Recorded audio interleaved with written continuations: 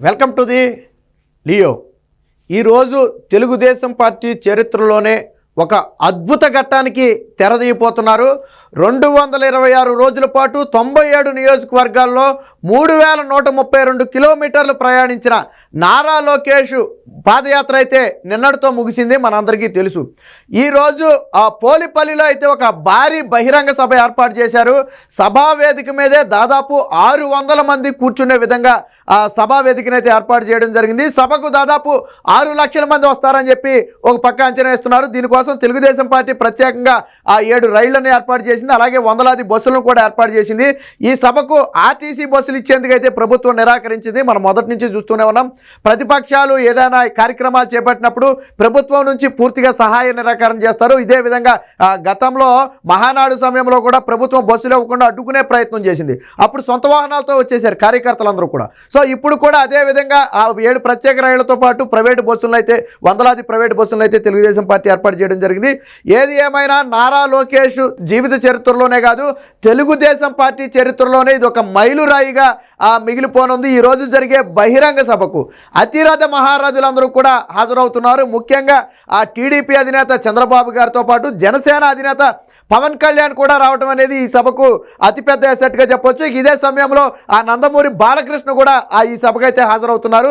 ఇక తెలుగుదేశం పార్టీకి చెందిన కీలక నేతలందరూ కూడా ఈ సభకు హాజరవుతున్నారు. రాష్ట్రం నలుమూలల నుంచి 2 తెలుగు రాష్ట్రాల్లో, కేవలం ఆంధ్రప్రదేశే కాదు 2 తెలుగు రాష్ట్రాల నుంచి కూడా దారులన్నీ కూడా ఆ పోలిపల్లికి అయితే క్యూ కట్టాయి. ఎక్కడ చూసినా కానీ ఆ యువగళం సందడే, ఆ ఏరియాలో ఎక్కడ చూసినా కానీ పూర్తిగా యువగళం సందడే కనిపిస్తుంది. సో ఏది ఏమైనప్పటికీ నారా లోకేష్ చేపట్టిన పాదయాత్ర దాదాపుగా విజయవంతంగా పూర్తయిందని చెప్పొచ్చు. అయితే వాస్తవానికి 400 రోజులు 4000 కిలోమీటర్ల లక్ష్యంతో చేపట్టినప్పటికీ కూడా ఆ కిలోమీటర్ల పరంగా అయితే నారా లోకేష్ దగ్గరికి చేరుకోవడం జరిగింది. ఎందుకంటే పాదయాత్రను మధ్యలో దాదాపు 15 నుంచి 20 కిలోమీటర్లు నడిచిన సందర్భాలు ఉన్నాయి. వాస్తవానికి రోజు 10 కిలోమీటర్ల లెక్కన మనకు చెప్పినప్పటికీ కూడా నారా లోకేష్ 15 నుంచి 20 కిలోమీటర్లు నడిచిన సందర్భాలు కూడా చాలా ఉన్నాయి పాదయాత్ర ఆశాంతం కూడా. అయితే మధ్యలో చంద్రబాబు గారి అరెస్టు సమయంలో పాదయాత్రకు దాదాపు 80 రోజుల పాటు బ్రేక్ రావడంతో పాదయాత్రను అయితే కుదించాల్సి వచ్చింది. ఎందుకంటే ఎన్నికల కోడికి దగ్గర 2 నుంచి 3 నెలలు కూడా లేని సమయంలో నారా లోకేష్ పాదయాత్రను మరింత పొడిగిస్తే ఇతర కార్యక్రమాలకు ఆటంకం ఏర్పడుతుందనే ఉద్దేశంతో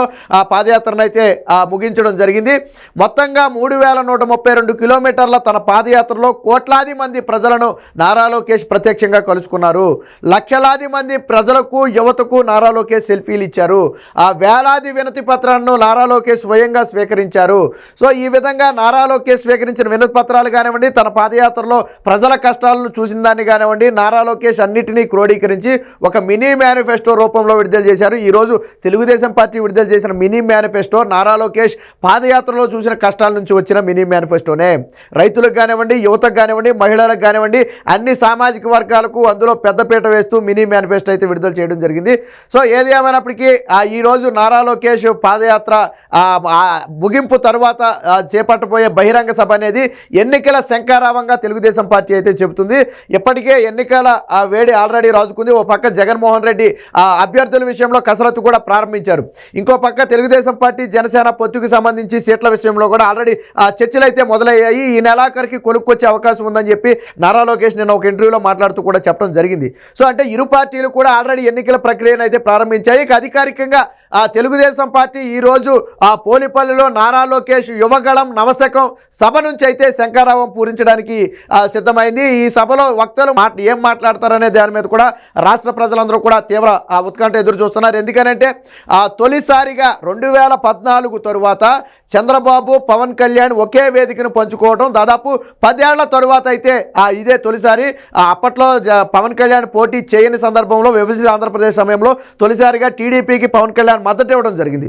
సో అప్పుడు తొలిసారిగా వేదికను పంచుకున్నారు. మళ్ళీ కలిసి బహిరంగ వేదికను పంచుకోవడానికి అయితే దాదాపు 10 ఏళ్లు పట్టింది. మళ్ళీ మరొకసారి ఇరు పార్టీలు పొత్తులో ఉన్న నేపథ్యంలో పవన్ కళ్యాణ్ అయితే ఈరోజు నారా లోకేష్ సభకు అయితే రావడం జరిగింది. సో దీంతో జనసేన కార్యకర్తలు కూడా భారీగా తరలి వచ్చే అవకాశం ఉంది నారా లోకేష్ సభకు.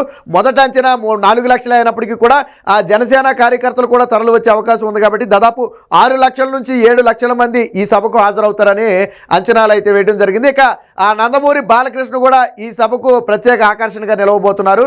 వీరందరూ కలిసి ఈరోజు జగన్మోహన్ రెడ్డి మీద అయితే ఆ యుద్ధం ప్రకటిస్తారంటూ ఎటువంటి సందేహం లేదు.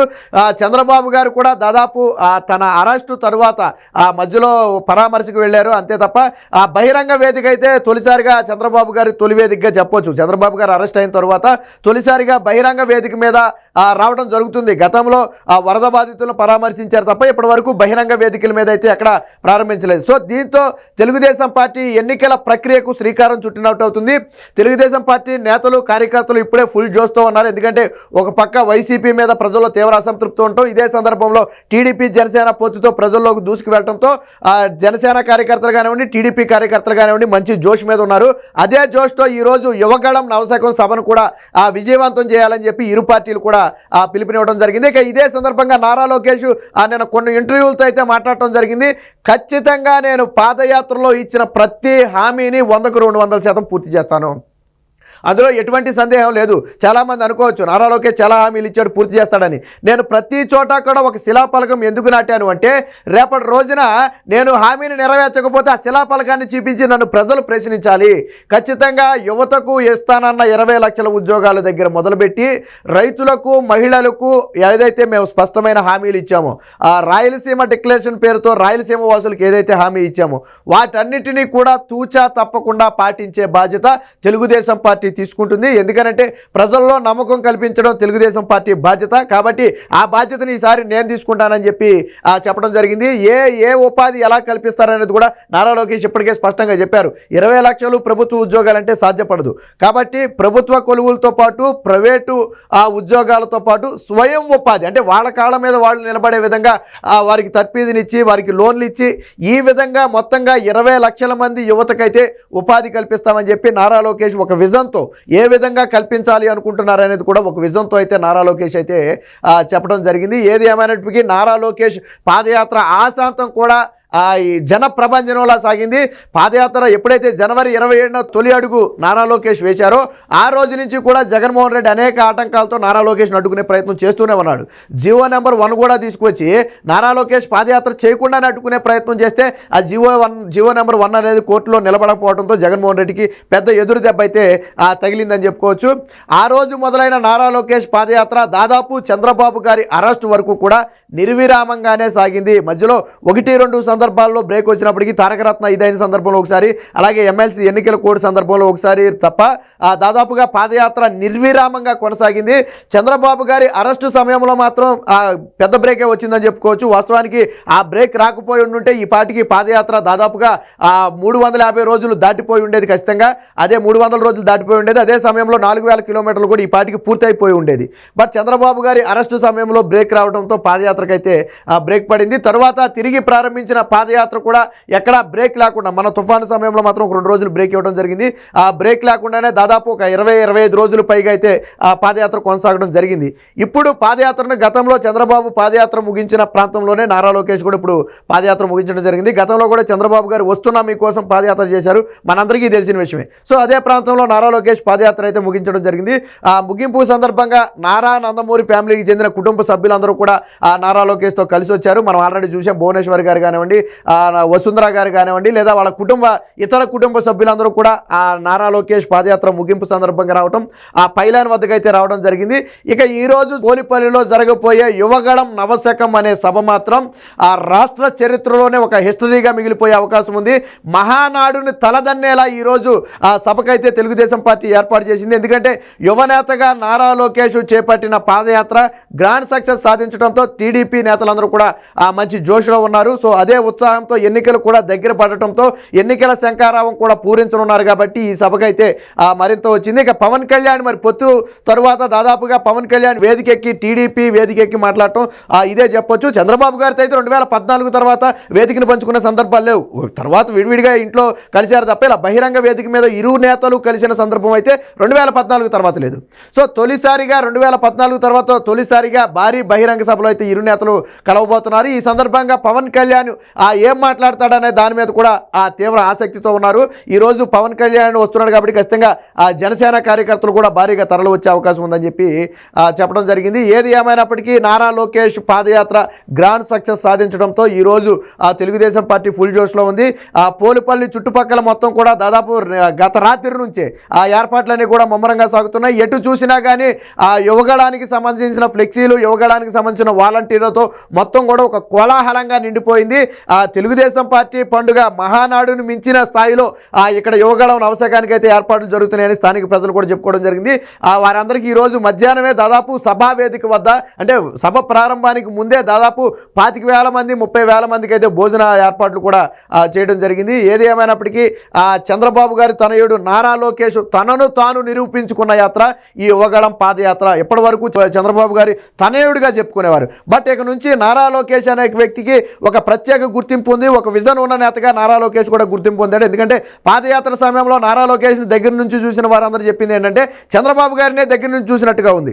సో నారా లోకేష్ మొదటి నుంచి మనం మాట్లాడుకుంటే నారా లోకేష్ స్టార్టింగ్లో ఎన్ని విమర్శలు ఎదుర్కొన్నాడో మనందరం చూసాం. తన బాడీ దగ్గర నుంచి తన మాట తీరు వరకు అనేక విమర్శలు ఎదుర్కొన్నాడు. బట్ ఈరోజు తనను తాను పూర్తిగా మార్చుకున్నాడు. బాడీ షేమింగ్ని ఈసారి విమర్శించడానికి ఎవరికి అవకాశం లేకుండా చేశాడు. అదేవిధంగా అనర్గళంగా తెలుగు మాట్లాడుతూ ఇదే సమయంలో జగన్మోహన్ రెడ్డి నా చూసిన 4 పదాలు కూడా మాట్లాడలేని పరిస్థితి.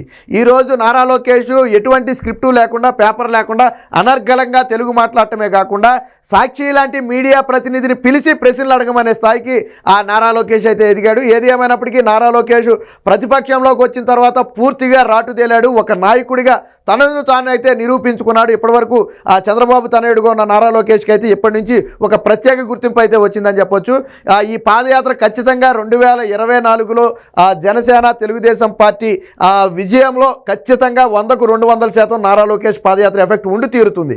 దీనికి ప్రత్యక్ష ఉదాహరణే గతంలో జరిగిన ఎమ్మెల్సీ ఎన్నికల్లో తెలుగుదేశం పార్టీ 3 ఎమ్మెల్సీ ఎన్నికలను కూడా గెలుచుకోవడం. ఎందుకంటే వైసీపీ జగన్మోహన్ రెడ్డి కొంచుకోటల్లో కూడా తెలుగుదేశం పార్టీ మన ఎమ్మెల్సీ ఎన్నికల్లో జెండా ఎగరేసిందంటే నారా లోకేష్ పాదయాత్ర ఖచ్చితంగా ఎఫెక్ట్ పడింది. యువత నారా లోకేష్ వెంట ఉన్నారు. జగన్మోహన్ రెడ్డి ఇచ్చిన హామీలు ఏదైతే ఉద్యోగాలు జనవరి 1న క్యాలెండర్ 2.4 లక్షల ఉద్యోగాలు, మెగా డిఎస్సి, గ్రూప్ 1 గ్రూప్ 2 నోటిఫికేషన్లు అని చెప్పి ఊరిస్తూ వచ్చి 4.5 ఏళ్ల పాటు మోసం చేశాడు. ఆ మోసాన్ని యువత అయితే జీర్ణించుకోలేని స్థాయిలో ఉన్నారు. సో ఆ వ్యతిరేకత ఖచ్చితంగా తెలుగుదేశం పార్టీ వైపు తిరిగింది. ఎందుకంటే గతంలో తెలుగుదేశం పార్టీ జగన్మోహన్ రెడ్డితో పోలిస్తే అనేక రెట్లు మేలు చేసిన పార్టీ. అందులోనూ నారా లోకేష్ ఇప్పుడు స్పష్టమైన హామీ కూడా ఇవ్వడం జరిగింది యువతకు.